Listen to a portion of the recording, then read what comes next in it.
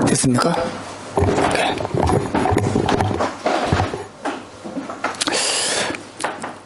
자, 우리가 성경을 읽을 때 마음의 감동을 종종 받는데 우리 마음을 감동시키는 여러 가지가 있지만 그 중에 한 가지는 죄인 한 사람을 구원하고자 하시는 예수님의 뜨거운 사랑을 우리가 대할 때 굉장한 감동을 받습니다.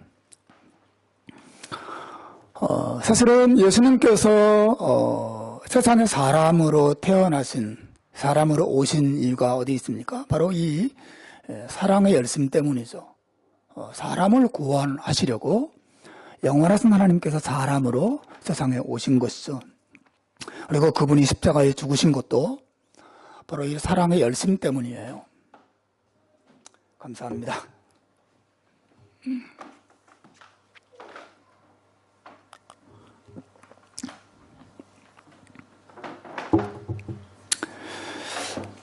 한국에 얼마 전에 강원도에서 큰 산불이 일어났는데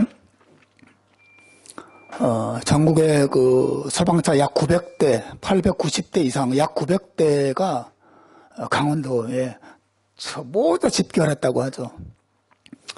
그 소방관들이 주유소나 가스 충전소 이런 곳에 불이 옮겨 붙지 않게 하기 위해서 만약 붙었다면 정말 큰일 났겠죠, 그죠? 다 폭발이 됐을 거예요. 보니까 그 가스 충전소 바로 뒤에 큰 아파트 단지가 있더라고요. 바로 곁에. 만약에 소방관들이 그런 그 불길을 잡지 못했다면 훨씬 더 큰 대형 사고가 일어났을 겁니다. 어쨌든 이 소방관들이 그 불을 막고 또 끄기 위해서 사투하는 그런 모습을 영상으로 볼 때 굉장한 감사와 또 감동을 느끼곤 했습니다. 여러분, 예수님의 사랑은 그저 우리에게 하나님의 심판의 불이 오지 못하도록 불을 끄는 정도의 역할을 하는 것만이 아니었어요. 예수님은 친히 우리가 받아야 할 우리의 심판의 불 속으로 스스로 걸어 들어가셨고 그 심판의 군을 온 몸으로 받아내셨고 그 은혜 안에서 우리가 용서받고 하나님의 자녀와 백성이 되게 하셨다라고 하는 것입니다. 그리고 그분이 죽음에서 부활하셔서 우리의 구원을 완성하셨고 끊임없이 우리 마음에 다가오셔서 우리의 마음을 두드리시고 우리의 완고하고 또 냉랭한 그런 마음을 감동시키셔서 믿음을 가지게 하시고 그래서 기어이 우리를 구원에 이르게 하신 것이죠. 사실 저와 여러분들이 가지고 있고 또 누리고 있는 모든 종류의 구원은 한마디로 말하면 예수님의 이 사랑의 결실이죠. 예수님의 사랑의 열심이 없었다면, 그분의 세상에 오지 않으시고 십자가를 견디지 않으셨다면, 그분이 부활하지 않으셨다면, 그분이 우리의 마음을 감동하셔서 믿음을 주지 않으셨다면, 예수님의 이런 사랑의 열심과 헌신이 없었다면 그 누구도 믿음을 가지지 못했을 것이고 구원에 이를 수 없었을 것입니다. 예수님의 이 집요한 사랑이 사실 성경이 말하는 최고의 영광에 해당되는 것이죠. 여러분, 우리는 예수님의 이러한 구원의 열심, 구원의 열정을 사마리아 여인과 예수님과의 그 만남과 그 대화 속에서 똑같이 발견하는 것이에요. 사실 오늘 그 본문 요한복음 4장에 등장하는 예수님과 이 여인 사이에 대화를 가만히 들여다보면 이 여인은 끊임없이 예수님으로부터 도망가고 예수님은 그 여인을 따라가는, 쫓아가는 그런 모양새를 우리가 볼 수 있습니다. 예수님께서 여인에게 찾아가셔서 물을 좀 달라고 요청했을 때 우리가 지난주에 봤죠. 이 여인은 어떻게 반응합니까? 당신은 유대인으로서, 유대인 남자로서 어떻게 사마리아 여자인 나에게 물을 달라고 요청하십니까? 한마디로 말하면 냉정한 거절이죠. 이 여인은 한 걸음 예수님 뒤로 물러갑니다. 여러분, 이것이 사실 대다수 죄인들의 모습이에요. 예수님은 다양한 모습으로 우리에게 다가오셔서 우리와 관계를 맺으려고 하시고, 우리에게 은혜를 주시고, 우리가 하나님의 사랑을 알게 하고자 하십니다. 예배를 통해서 다가오시고, 또 말씀을 통해서 다가오세요. 여러 가지 시련과 어려움을 통해서도 우리에게 찾아오시고, 또 축복의 모습으로도 우리에게 다가오십니다. 그래도 우리 마음을 두드리시고, 우리를 가까이 하고자 하시고, 우리와 더 깊은 아름다운 관계를 맺고자 하시는 거죠. 하지만 사람들 안에는 여인과 같은 예수님에 대한 거부감 같은 것이 있어요. 기본적으로 예수님에 대한 지식이 없고 예수님에 대한 신뢰도 없습니다. 믿고 자신의 인생을 그분에게 맡길 수가 없는 거죠. 여러분, 신뢰하지 못하는 마음이 거부감의 일종이에요. 예수님을 믿을 수가 없는 겁니다. 내가 예수님 믿었다가 망하지 않을까? 예수님 믿었다가 내 자유를 잃어버리지는 않을까? 지나치게 예수에게 빠지면 안 돼 라고 하는 생각을 사람들이 가지고 있어요. 그래서 예수님에 대해서 일정한 거리를 계속 두려고 합니다. 예수님이 다가오지만 자기는 뒤로 물러서는 거죠. 여인의 모습과 사실은 똑같은 것입니다. 그래서 사람들은 사실 또 예수님보다 더 사랑하고 더 기뻐하고 더 중요하고 더 바쁜 일들이 너무나 많아요.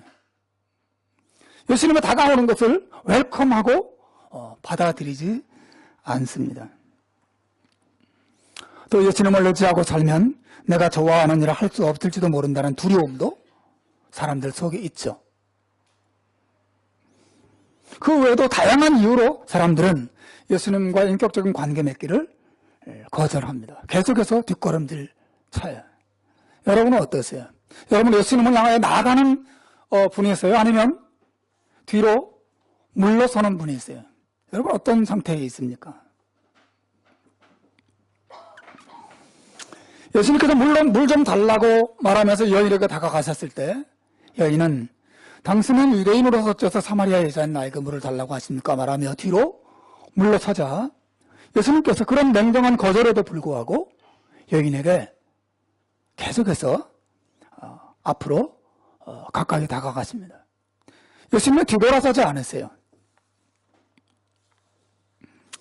여러분 10절에 보시면 예수님이 이렇게 말씀하세요. 내가 하나님의 선물과 또 내게 물 좀 달라 하는 이가 누구인지를 알았더라면 내가 그에게 구하였을 것이고 그가 생수를 내게 주었으리라 이런 말씀하십니다. 예수는 포기하지 않으시죠? 여러분 이 말이 무슨 말입니까? 내가 하나님의 선물과 내게 물 좀 달라 하는 이가 누구인지 알았더라면 내가 그에게 구했을 것이고 그가 생수를 내게 주었을 것이다. 여러분 이 말은 예수님 마치 이렇게 말씀하시는 거예요. 나에게는 내가 사마리아 사람이라는 사실이 중요하지도 않고 내가 여자라는 사실도 중요하지 않다. 나는 다만 너에게 하나님의 생수를 주기 원할 뿐이다 라고 말씀하시는 거죠. 여러분 여인을 보세요. 여인은 자기는 사마리아 사람이고 당신은 유대인이기 때문에 우리가 가까이 하면 안 돼요 라고 말하자 주님은 대답하십니다. 네가 사마리아인이냐 아니냐 내가 유대인이냐 아니냐 이게 중요한 게 아니야. 나는 남자고 너는 여자라는 게 중요한 게 아니야. 나는 다만 너희가 하나님의 생수를 전해주고 싶어. 그리고 내가 생수를 주는 사람은 사마리아인이냐 유대인이냐 그런 거 가리지 않고 누구에게나 이 생수를 주거든. 이 여인이 사마리아 사람과 유대인이라고 하는 커다란 장벽을 앞에 딱 세우자 주님 그걸 훌쩍 뛰어넘어서 여인에게 대적해서 다가가고 계세요. 무슨 말인지 이해하시겠죠? 주님이 중단하지 않고 더 가까이 이 방어막을 무너뜨리면서 가까이 다가갔습니다. 그럼 여러분 오늘 우리가 지난주에 이어서 핵심적으로 볼 내용이 11절, 12절에 이제 등장하기 시작합니다. 자기가 앞에 세운 유대인과 사마리아인이라고 하는 커다란 장벽을 예수님이 훌쩍 뛰어넘고 포기하지 않고 자신에게 다가오자 예수님 이 여인은 한 걸음 더 또 뒤로 물러서요. 뭐라고 말합니까? 11절과 12절 말씀 한번 읽어보겠습니다. 시작. 여자가 이르되 주여 물 기를 그릇도 없고 이 우물은 깊은데 어디서 당신이 그 생수를 얻겠사옵나이까? 우리 조상 야곱이 이 우물을 우리에게 주셨고 또 거기서 자기와 자기 아들들과 짐승을 다 마셨는데 당신의 야곱보다 더 크니까 라고 말합니다. 여러분 무슨 말입니까?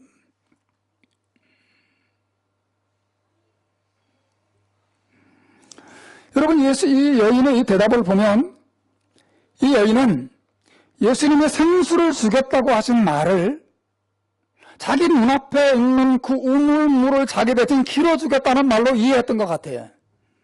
무슨 말인지 아시겠죠? 여인은 지금 야곱의 우물에 물을 기르러 왔거든요. 예수님이 생수를 주겠다고 내가 너에게 생수를 주겠다고 하나님의 생수를 주겠다고 약속하자. 여인이 깜짝 놀랍니다.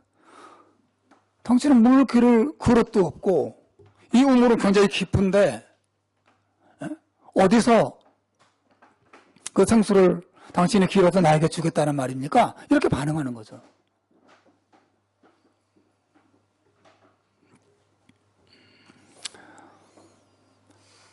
여러분, 이 여인은 예수님이 주시겠다고 하는 생수가 그 우물에서 물을 길어 주겠다는 말로 알아들은 것 같아요. 여인은 마치 이렇게 말하는 것입니다. 당신이 하나님이 주시는 생수를 주시는 분이라고 말씀하셨는데 제가 알기로 하나님이 주신 생수라면 바로 이 야곱의 우물에서 나오는 물로 알고 있는데요. 근데 당신은 물 기를 그릇도 없고 이 우물은 깊은데 어디서 생수를 길어서 나에게 준다는 말입니까? 물 기를 그릇이 필요 없는 이 우물보다 더 나은, 더 뛰어난 그런 우물이 이 근처에 또 있단 말입니까? 이 우물은 하나님께서 우리 조상 야곱에게 주신 아주 좋은 우물이고 그리고 야곱과 그의 자식들과 그의 우리 조상들이 다 이 우물물을 마셨는데 이 우물 말고 또 다른 종류의 우물이 있단 말인가요? 그 우물은 만약 그렇다면 또 이 우물 말고 또 다른 우물이 있다면 당신이 야곱보다 더 위대한 사람입니까? 야곱이 이 우물을 줬는데 이 우물보다 더 뛰어난 우물을 당신은 나에게 준다면 당신이 야곱보다 더 뛰어난 분 맞습니까? 그렇게 말을 하는 것이죠.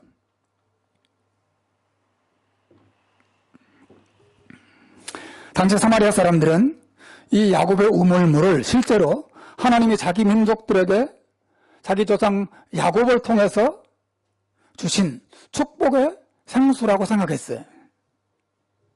근데 예수님이 나타나셔서 생수를 여기서 이 야곱의 우물과는 다른 또 다른 종류의 생수를 주겠다고 하자 여인이 깜짝 놀라고 있는 것이죠.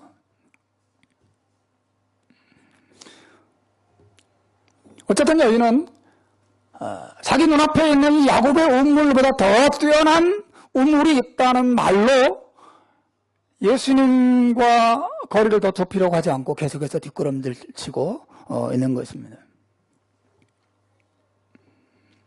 사랑하는 여러분, 우리는 여기서 이 여인이 예수님을 거절하는 또 하나의 중요한 이유를 발견해요.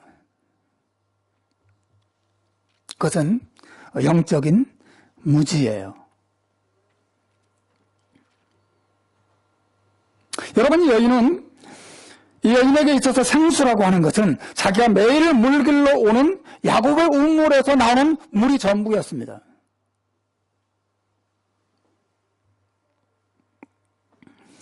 여러분, 이 사마리아 여인의 삶은 늘 그 야곱의 우물에서 나는 물을 길어서 그것을 마시면서 그 물에 길들여진 삶을 살아왔어요. 그러나 예수님은 전혀 다른 물을 말씀하시는 거거든요. 이 물 말고 이 야곱의 우물이 주는 물 말고 나는 너에게 전혀 다른 종류의 생수를 주려고 그래. 그렇게 말하자 여인은 이해를 못합니다. 여러분 제 말 이해하시겠습니까? 여인은 이해를 못해요. 이 우물 말고 또 다른 종류의 생수가 있다고요? 이거 야곱이 주신 우물인데요. 이 우물보다 더 탁월한 우물이 있단 말입니까? 예수님이 주고자 하시는 그 우물은 영적인 우물을 말하거든요.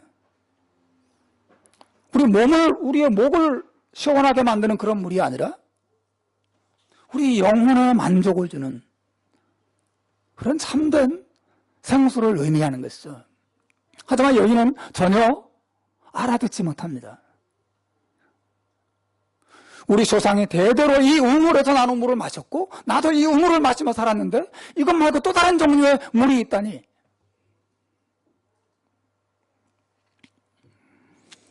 이 여인은 하나님께서 예수님을 통해서 준비해 주신 참된 영적인 생수가 무엇인지에 대해서 전혀 알지 못하고 있는 것이죠. 사랑하는 여러분, 이 영적인 무지가 예수님이 자기에게 다가오는 것을 거절하고 예수님이 주고자 하시는 생수를 받아들이지 않게 하는 중요한 또 하나의 이유가 되고 있어요.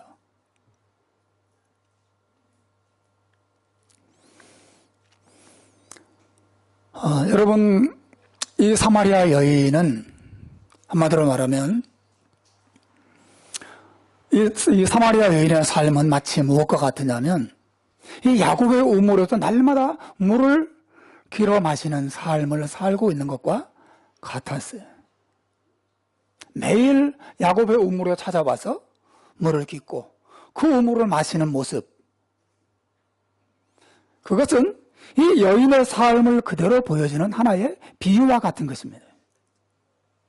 그림을 그대로 보여주는 거죠.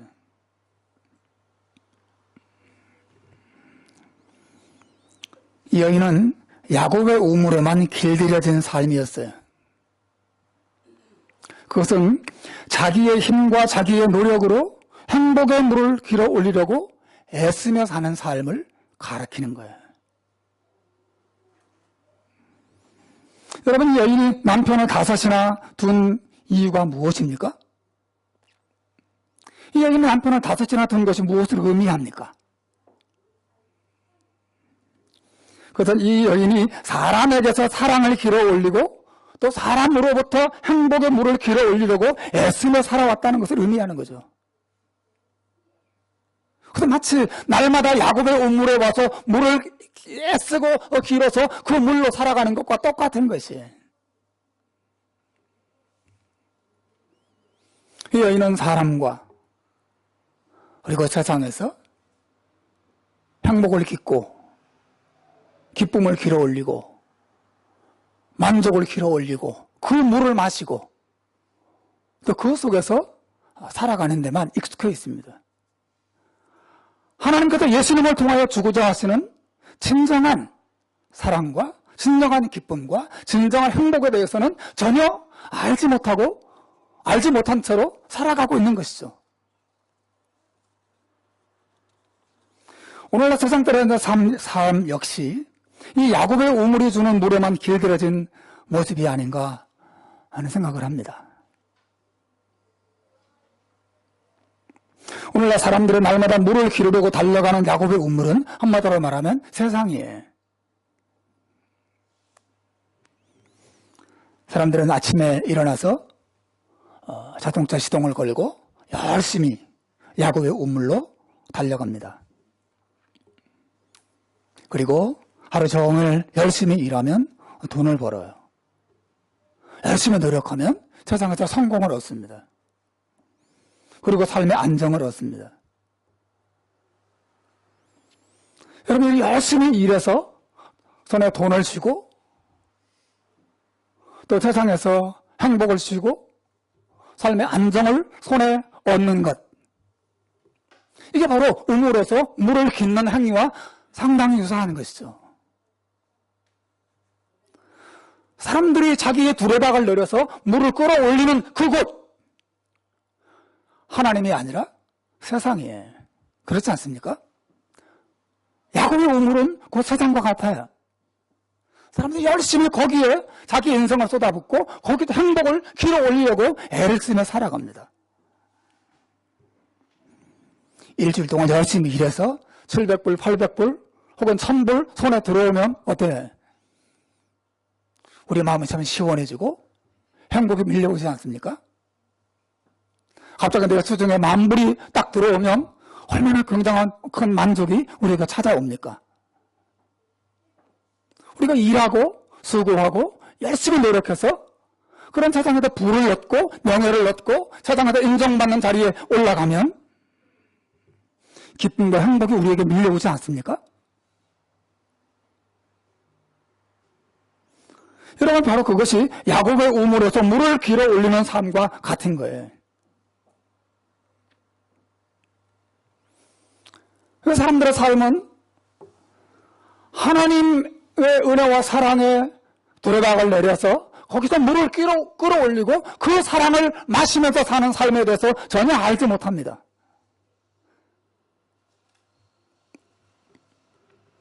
마치 사마리아 여인과 같아요.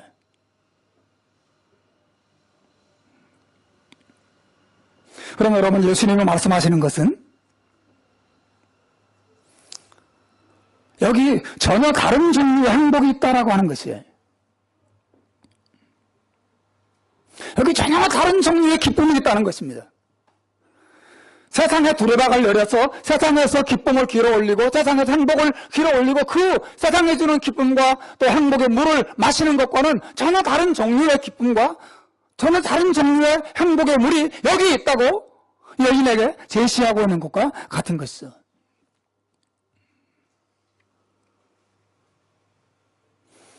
여러분, 예수님께서 여인에게 13절 14절에서 말씀하시는 내용을 보세요. 뭐라고 말씀하십니까? 이 물을 마시는 자마다 다시 목마르려니와 내가 주는 물을 마시는 자는 영원히 목마르지 아니하리니 내가 주는 물은 그 속에서 영생하도록 솟아나는 샘물이 될 것이다. 예수님께서 여인에게 여인은 날마다 찾아와서 길어서 마시는 그 야곱의 우물 말고 전혀 다른 종류 예수님이 주시는 물을 소개하고 있어요. 너는 이 야곱의 우물에 길들여 있지. 너는 야곱의 우물이 주는 기쁨과 행복에 길들여 있잖아. 그런데 내가 주는 물은 이 물이 아니야. 너는 세상에 주는 기쁨과 행복에 길들여져 있지. 그게 아니라 나는 이 세상이 주는 기쁨과 행복의 물 말고 또 다른 종류의 기쁨과 행복의 물을 너에게 주고자 하는 거야 라고 말씀하십니다.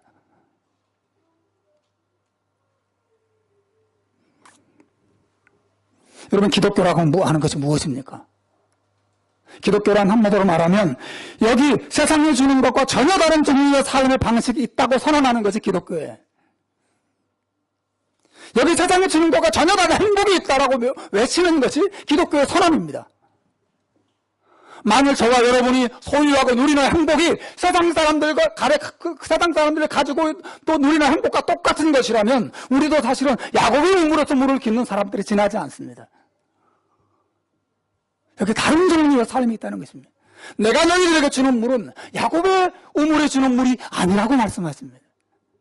이 물을 마시는 자는 다시 목마르게 되겠지만 내가 주는 물은 영원히 목마르지 않는 전혀 다른 종류의 물이라고 말씀해 주시는 거죠.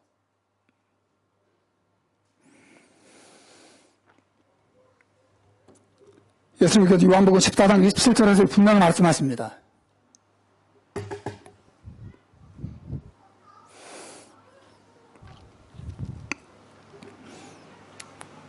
평안을 너희에게 끼치노니 곧 나의 평안을 너희에게 주노라. 내가 너희에게 주는 것은 세상에 주는 것 같지 아니하니.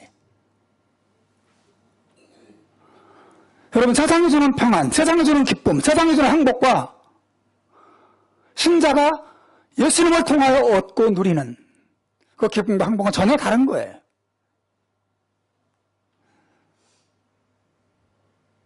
이 여인은 왜 예수님을 거절하고 있습니까? 왜 예수님을 받아들이지 못하고 있습니까?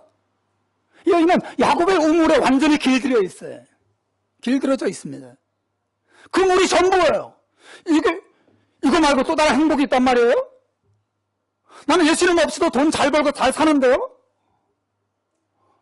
난 예수님과 관계없이도 행복하게 살고 있는데 이런 종류 말고 또 다른 종류의 행복이 있단 말인가요? 이해할 수 없어요. 난 받아들일 수 없습니다. 라고 말하는 것과 똑같은 것입니다. 이게 세상 사람들의 반응 아닙니까? 이 여인의 반응이 정확히 그와 같은 것이었어요.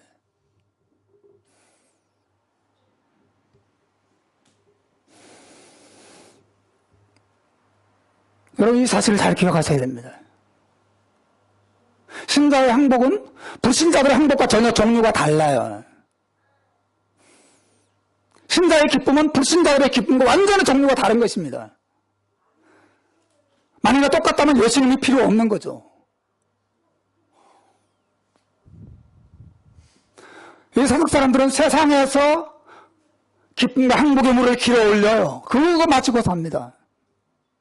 그러나 신자들은 예수님과 하나님의 은혜 안에서 기쁨과 행복의 물을 끊임없이 길어 마시면서 누리며 사는 자들이에요. 종류가 달라요.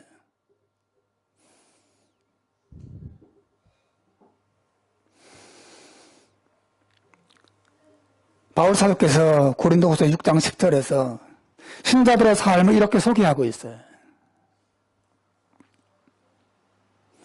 오늘 읽어보겠습니다. 시작.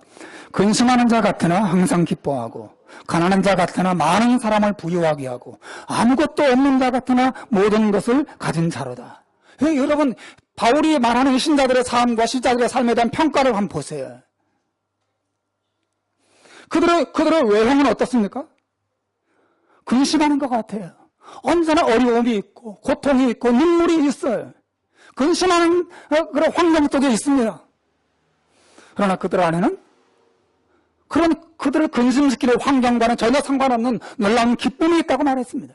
근심하는 자 같으나 항상 기뻐하고 가난한 자 같으나 많은 사람을 부유하게 하고. 그 사람들은 너무너무 가난해요. 대부분 노예들이었습니다.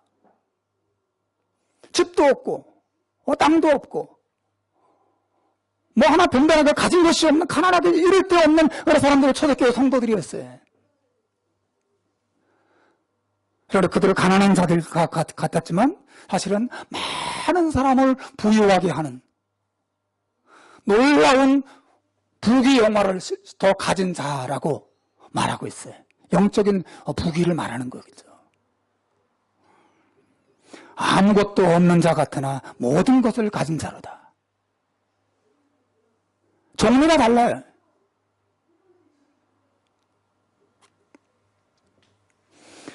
신자들 안에 사람들이 가진 것과 전혀 다른 종류의 기쁨과 만족과 행복과 부유함이 있었다는 사실을, 그것이 기독교라는 사실을 성경 말하고 있습니다. 이 기쁨과 행복과 만족은 야곱의 우물에서 길어 올리는 물이 아니에요. 예수 그리스도 안에서 하나님이 주시는 영원한 사랑에서 길어 올리는 그 물이었습니다. 그 물을 마시며 살았어요.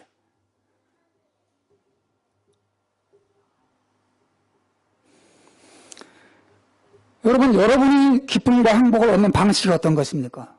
여러분은 어디에서 물을 깃고 사세요?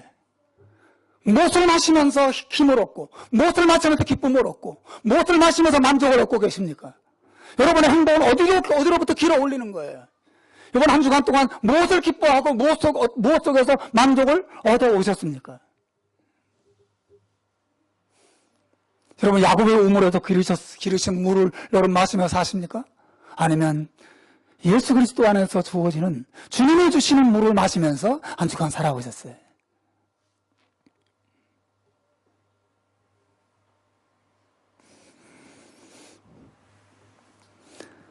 야곱의 우물이 주는 만족과 예수님이라는 우물이 주는 만족은 너무너무 다른 거예요.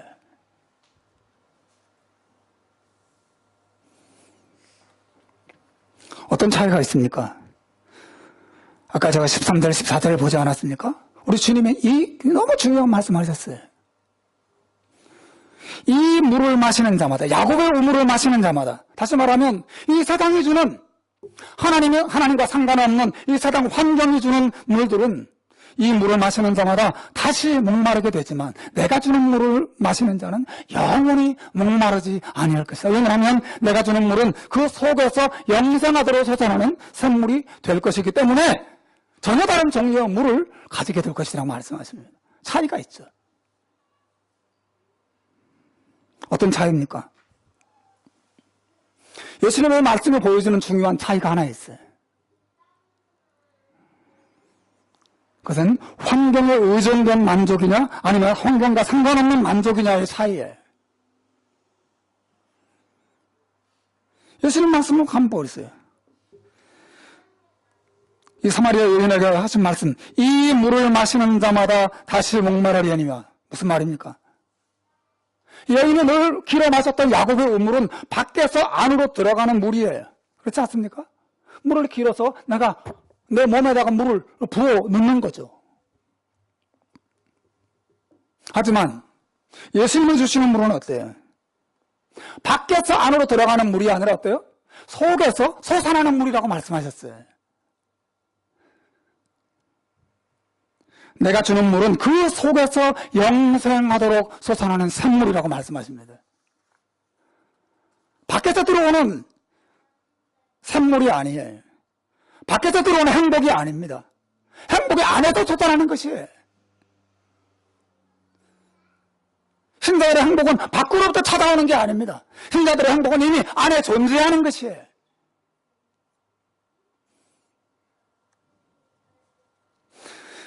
여러분, 세상에 주는 행복은 전적으로 바깥 환경에 의존된 행복이라는 사실을 주님께서 말씀하시는 것이죠. 밖에 의존되어 있습니다. 그래서 일시적이에요. 이 물을 마시는 자마다 다시 목마르려니와.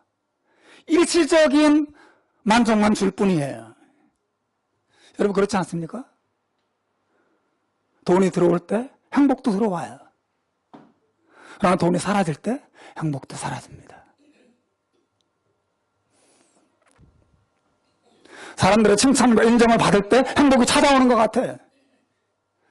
사람들이 나를 미워하고 나를 떠나고 나에게 등을 돌리고 나를 욕하고 떠날 때 그 행복도 사라집니다.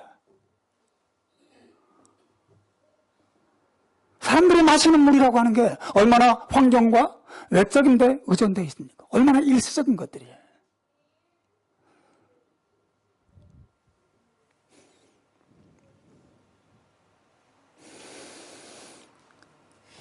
꿈은 이루어진다. 꿈, 별 이루어진다. 이렇게 포스터 붙어 있고 사람들이 그거 좋아하지만 꿈이 이루어질 때 얻는 행복은 꿈이 좌절될 때 깨집니다. 사람들은 자기의 행복을 꿈에 두는 거예요. 일시적이죠. 이 물을 마시는 자마다 다시 목마르려니와. 그 꿈을 이루어 보세요. 그러면 정말 만족이 올까요? 아니에요. 또 다른 꿈을 꿔야 돼. 또 그 꿈을 이루어야 해. 이런 꿈이 사라지지 않도록 애써야 돼. 이게 불신자들의 행복의 방식이죠. 그러나 주님은 뭐라고 말씀하십니까? 예수님이 주는 행복의 물은 밖에서 안으로 들어오는 외부에 의존된 행복의 물이 아니라 속에서 솟아나는 행복의 물이라고 말씀합니다. 즉 외적인 환경을 초월한 행복이라는 사실을 말씀하시는 거죠. 신자의 행복은 정말 그렇습니다. 또 그래야 합니다.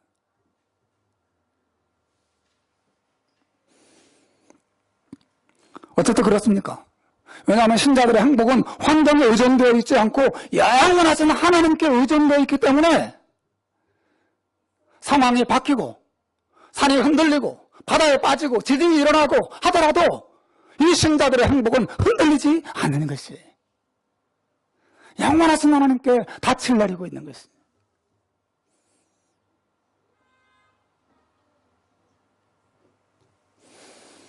여러분, 하나님, 우리 신자들이 예수 그리스도 안에서 얻는 용서는 일시적인 용서가 아닙니다. 영원한 용서예요.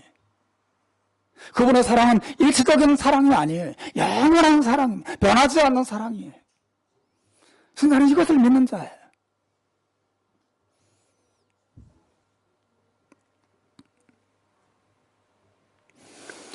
고린도후서 4장 16절에 보면 바울이 이런 말을 합니다. 그러므로 우리가 낙심하지 아니하노니 우리의 겉사람은 낡아지나 우리의 속사람은 날로 새롭도다. 무슨 말입니까? 그러므로 우리가 낙심하지 아니하노니 무엇을 전제합니까? 바울과 그리고 그 당시 사역자들이 낙심하는 환경 속에 있었다는 것을 말하죠. 나는 내 모든 환경들은 나를 낙심시키는 환경입니다. 많은 어려움이 있어요. 하지만 나는 낙심하지 않습니다. 또 우리의 겉사람은 낡아지나. 무슨 말이에요? 바울은 이 당시에 머리가 하얗게 샌 노사도가 되었어요. 이제 죽음을 앞두고 있습니다. 몸이 낡고 쇠약해졌어요. 병들었습니다. 우리 겉사람은 낡고 쇠약해지고 죽음 앞에 서지만, 그러나 내 속사람은 날로 새롭습니다. 그걸 고백하고 있는 것이죠. 바울의 행복은 자기 육체가 건강해 있지도 않았고 행복하고 안락한 환경에 의존되어 있지도 않습니다. 그의 행복이 어디로부터 옵니까? 그의 속으로부터 솟아나고 있는 내 속사람은, 내 안에 있는 사람은 하나님의 주는 은혜 안에서 날마다 강건합니다. 그렇게 고백하고 있는 거죠. 바울이 기로서 마시던 그 우물은 야곱의 우물이 아니라 예수 그리스도 안에 있는 하나님의 영원한 사랑과 은혜의 물을 끊임없이 마시며 살았습니다.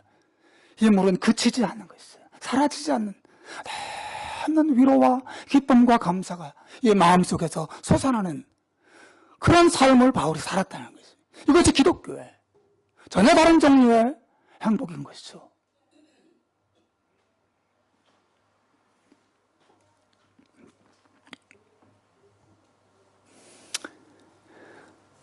예배 전에 전화가 한 통 왔어요. 띠리리리릭, 전혀 모르는 전화번호예요. 광고 전화는 아닌 것 같아요. 공사 어쩌고저쩌고 찍히는 거 보니까. 그래서 전화를 받았죠. 그러더니 어떤 여자분이, 제가 여기 매도뱅크에 왔는데요. 해림교회를 찾으려고요. 그러세요? 지금 어디 계세요? 제가 레일웨이에, 요 앞이 레일웨이거든요, 도로가. 레일웨이에 왔는데 8번지가 안 보이네요. 해림교회가 어디 있죠? 그러세요? 자, 전화 받아가지고 아래로 들어 내려갔습니다. 제가 나가겠습니다. 레일웨이면 요 앞인데요. 아마 이쪽으로 가면 그 라운드바 조그만 거 있죠. 거기서 오른쪽으로 해서 민 선생님 집 쪽으로 아마 이게 차를 틀어서 가려고 하는 것 같아요. 그리 가시면 안 됩니다. 이리 오셔야 됩니다. 이거 모시고 와가지고 주차장으로 이렇게 올려보냈어요. 예배 전에 새 가족이 온다고 하니까 기쁘잖아요. 예? 감사하다. 그래서 이제 기쁜 마음에 주차장에 영접하러 나갔죠. 이리 들어오시면 된다고. 네 분들이 차에서 내리지도 않고, 여기가 교회예요? 이렇게 말하고, 하시더니 그냥 가시는 거예요.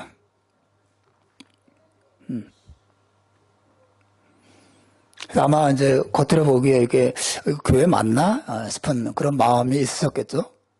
아니면 또 다른 이유가 있을지도 모르고요. 그분들 얘기를 하고 싶은 것보다도 그냥 그 순간에 제 마음이 너무 그러면서 이제 차를 몰고 그냥 내리지도 않고 그냥 차 돌려가지고 그냥 딴 데로 가시는 거예요. 그 순간에 내 마음이 너무 속상하더라고요. 갑자기 내가 지금 설교 준비하고 주일 준비 이렇게 다 마음을 잘 지켜야 되는데 갑자기 내 이 잔잔한 마음의 호수에 그냥 도로 하나 던진 것 같은 풍파가 확 일어나면서 너무 속상하고. 우리 교회가 어때서 그런가? 내가 볼 때 너무 좋은데. 그냥 너무 속상한 거예요, 순간. 주님 앞에 이렇게 엎드려서 머리를 숙이고, 주님, 제가 주님을 예배하려고 합니다. 제 마음을 지켜주십시오.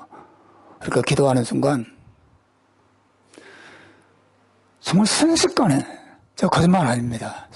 순식간에 주님은 제 마음에 놀라운 위로를 주셨어요.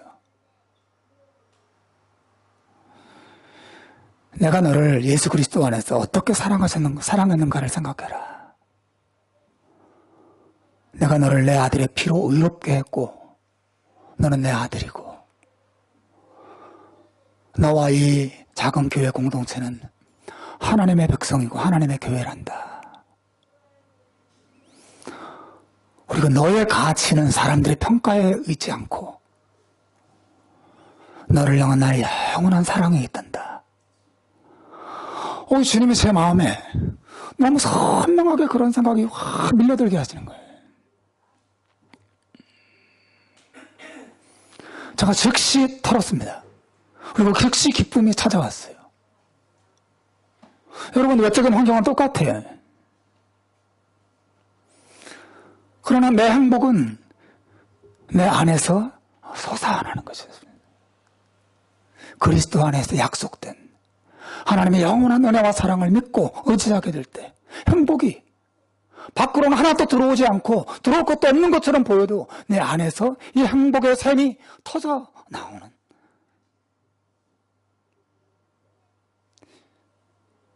부족하지만 이것이 바울 사도께서 누렸던 예수 그리스도라고 하는 그 우물에서 물을 길어 마시는 삶의 모습이라고 생각합니다.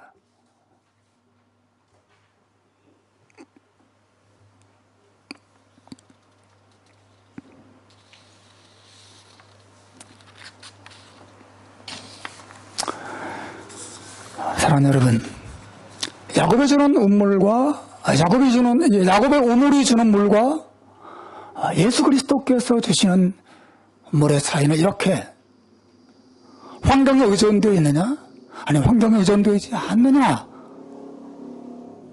결정적인 차이를 가지고 있어요. 여러분들 이 행복이 있기를 주님의 이름으로 축원합니다. 어떻게 얻습니까? 믿음으로 얻는 것입니다. 여기 두 번째 결정적인 차이가 나타나는데, 야곱이 주는 우물은 내 노력으로 길어야 돼. 그러나 예수 그리스도 안에서 주어지는 우물은 은혜로 값없이 공짜로 주어지는 우물이에요. 얼마나 놀랍습니까? 야곱의 우물은 이 여인이 말했어요. 예수님에게 말합니다. 당신은 물 기를 그릇도 없고 이 우물은 깊은데, 무슨 말이죠? 야곱의 우물이 보여주는 특성을 말해주는 거죠. 그 우물은 너무 깊은 우물이어서 물 기를 그릇이 없이는, 그러니까 그 물을 길어 올릴 힘이 없이는 절대로 기를 수 없는 우물이라고 하는 거죠. 그러나 샘물은 어때요? 깊고 자식할 게 없어요. 그냥 펑펑펑펑펑펑 솟아 올라오는 것이죠. 은혜로 주어지는 것입니다. 힘쓸 필요가 없어요.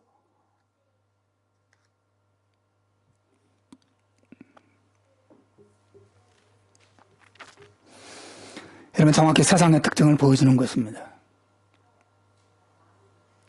여러분들이 세상에서 행복의 물을 길어 올리려면 그릇이 있어야 돼. 물 길어 올릴 그릇이 있는 사람만 행복의 물을 길어 올릴 수 있어요. 그 그릇이란 게 뭐예요? 다른 게 아니라 능력이죠.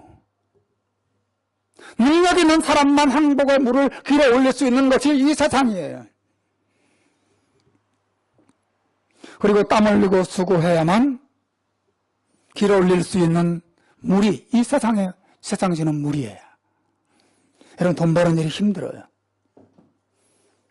저도 여러분이 일주일 내내 고생하고 지친 몸을 가지고 예배 자리에 앉아있는 모습을 볼 때 참 측은하고 안타까울 때가 너무 많습니다. 제가 어떻게 도와주지도 못하고 참 우리를 피곤하고 지치게 만들어요.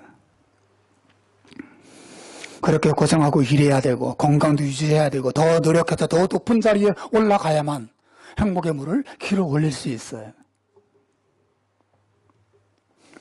반대로 세상은 능력이 없고 가치가 없는 사람들을 소중하게 여기지 않습니다. 그들에게 행복을 보장하지 않아요. 여러분, 코미디언들이 공황장애에 많이 걸리죠. 왜 그런지 아세요?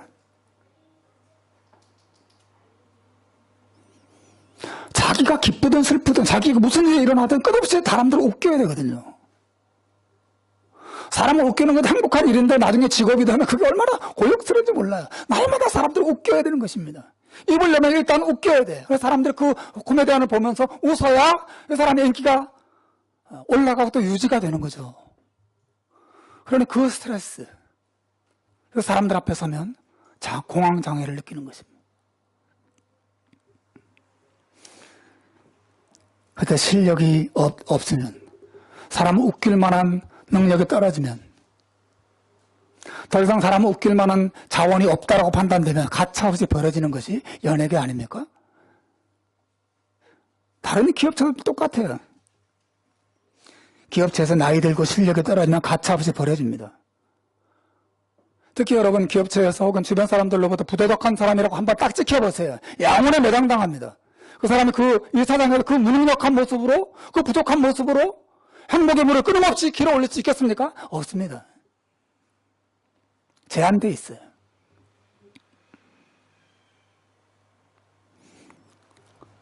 돈도 없고 실력도 없고 나이도 많고 병들고 가문도 안 좋고 의지도 약하고 부도덕하고 실패하고 무기력하고 빈손밖에 없는 그런 사람이 이 세상에서 물을 길러 올릴 수 있겠습니까?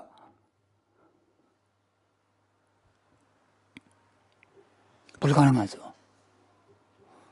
그러나 여러분, 예수 그리스도 안에서 주어지는 행복은 그런 사람들도 길어 올릴 수 있는, 얻을 수 있는 물이에요. 왜냐하면 예수님이 주시는 물은 자격이 없는 자에게 주시는 물이기 때문에 그렇습니다. 자격 없는 자에게 주어져요. 얼마나 놀라운 소식인지 몰라요. 예수님은 오시기 약 800년 전에 이사야 선지자가 이렇게 말했어요. 이사야서 55장 1절에 보면 이렇게 말합니다. 한번 큰 소리로 한번 읽어보겠습니다. 시작. 너희 목마른 자들아 물로 나아오라. 돈 없는 자도 오라. 너희는 와서 사 먹되 돈 없이 값없이 와서 포도주와 젖을 사라. 이렇게 말합니다. 여러분, 목마른 사람에게 복음이 뭐예요? 좋은 소식이 무엇입니까? 여기 물이 있다라고 하는 거잖아요. 그러나 여러분, 여기 물이 있다라고 하는 소식이 참된 복음은 아니에요. 진짜 복음은 뭐냐면 돈 없는 자도 오라 하는 것입니다. 여기 물이 있습니다. 물을 마시러 갔는데 물 한 모금 마시려면 1,000,000원씩 내세요. 근데 주머니에 털어보니까 10원밖에 없어. 여기 물이 있다는 소식이 기쁨은 될 수 있겠어요?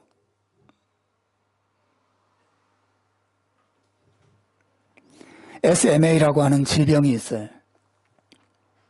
이 질병은 척수와 뇌 사이에 운동신경세포가 손상되어서 근육이 점점 위축되는, 근육이 마비가 되는 아주 희귀한 병으로 알려집니다. 이 병에 걸리면 근육이 발달되지 않아서 스스로 호흡하거나 음식을 먹을 힘도 없게 되죠. 그리고 이 병은 아주 어린아 갓난아기 소아들에게 걸리는데 만 2세가 되기 전에 대부분 죽는다 그래요. 이 병에 걸린 사람 아이들을 위해서 약이 개발됐다는 희소식이 들렸어요. 좋은 소식이잖아요. 그런데 그 약값이 한 번 투약하는데 1억이랍니다. 1억. 1년에 여러 번 그 약을 마셔야 되는데, 예? 내가 병 걸렸는데 그 약을 먹으면 내가 건강을 회복할 수 있는데 1억이라는 1억. 나는 가난해요. 여기 약이 있습니다라고 하는 소식이 좋은 소식이 되겠습니까? 오히려 그 사람을 더 절망시키죠. 사랑하는 여러분, 여기 행복이 있습니다. 그러나 고행을 하고 욕망을 비울 수 있는 사람만 오십시오 라고 말하는 소식은 좋은 소식이 아니에요. 여기 참된 만족이 있습니다. 착하고 죄 없는 사람만 오시면 이 만족을 드리겠습니다. 이것은 착하고 죄 없는 사람에게는 좋은 소식일지 몰라도 죄 많고 연약한 사람에게는 좋은 소식이 될 수가 없죠.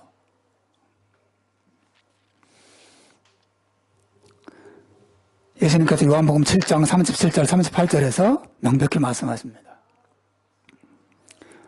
명절 끝날 곧 큰 날에 예수께서 서서 외쳐 이르시되 누구든지 목마르거든 내게로 와서 마시라. 한번 따라서 합시다. 누구든지 목마르거든 내게로 와서 마시라. 이거 복음. 누구든지 목마른 사람은 난 사랑이 필요해요. 나는 용서가 필요해요. 나는 행복이 필요해요. 아무 조건 없이 누구든지 목마름을 끼는 사람은 내게로 와서 마셔라. 나를 믿는 자는 그 배에서 생수의 강이 터져서 흘러나올 것이다. 내가 너희들에게 주는 영원한 사랑과 용서를 경험하고 누리게 될 것이라고 약속하고 계세요. 이게 복음이죠. 세상에 주는 행복과 완전히 다른 것이에요. 말씀을 맺겠습니다. 사랑하는 여러분, 예수님이 주시는 물은 야곱의 우물이 주는 물과 달라요. 야곱의 우물이 주는 물은 환경에 의존된 일시적인 물에 지나지 않아요. 그러나 예수님이 우리에게 약속하신 물은 환경을 초월한, 그리고 영원히 흔들리지 않는 행복과 만족을 우리에게 제공하십니다. 끝없이.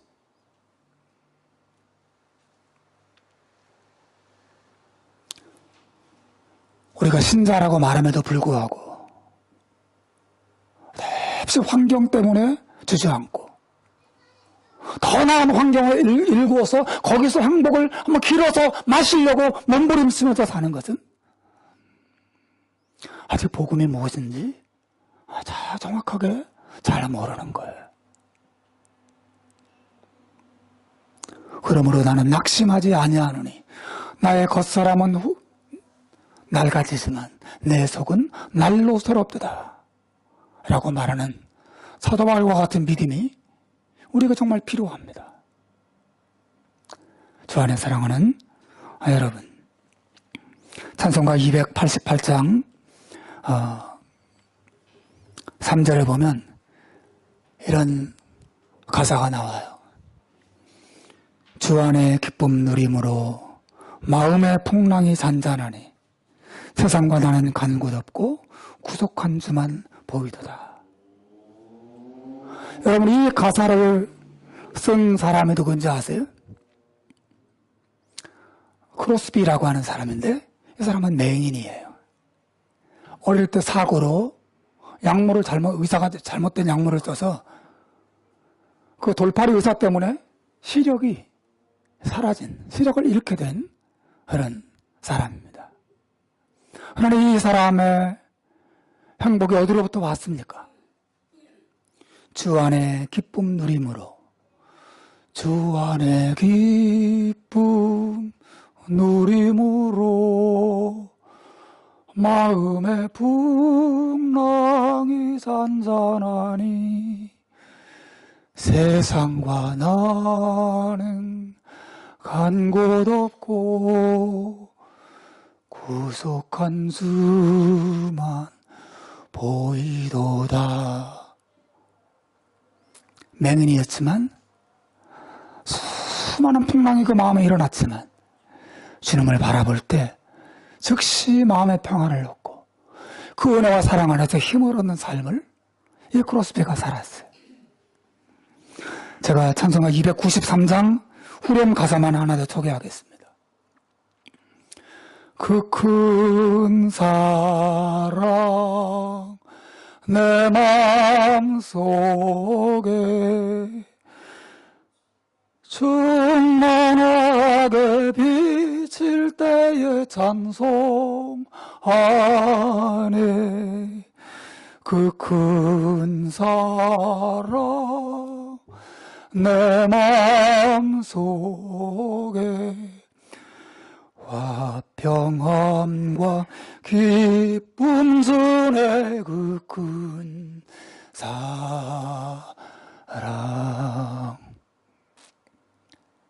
이 믿음의 사람들의 삶의 방식이에요. 그들은 환경에서 물을 길지 않았습니다. 예수의 은혜 안에서 물을 길어 마시며 살았어요. 그 예수의 사랑을 정말 믿었습니다.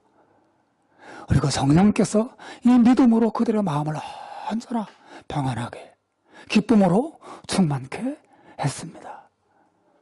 저와 여러분도 야곱의 우물이 아니라 예수의 이 우물에서 깊이 죄인에게 무한히 값없이 제공해 주시는 은혜와 사랑을 받아 누리는 저와 여러분 되시길 주님의 이름으로 축원합니다. 기도하겠습니다.